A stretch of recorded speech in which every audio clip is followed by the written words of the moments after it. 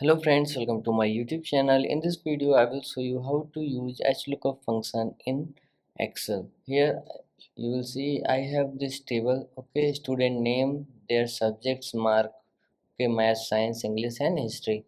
Now on the basis of this table I want to find out this maths number of these students, these three students. Okay, so we will use HLOOKUP function for this.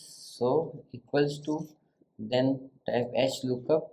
Okay, then first thing it will ask for search key. So search key is maths. So I want to find out the number of row thing in maths from this table. Okay, now comma, now range. So range will be whole table. Okay, select whole table, then comma. Now it will ask for index. So index is your row number. So the Ronit Singh's row number is 1 2 3 4. Fourth number is Ronit Singh's row number. Then okay, then it is sorted. So we have to type false.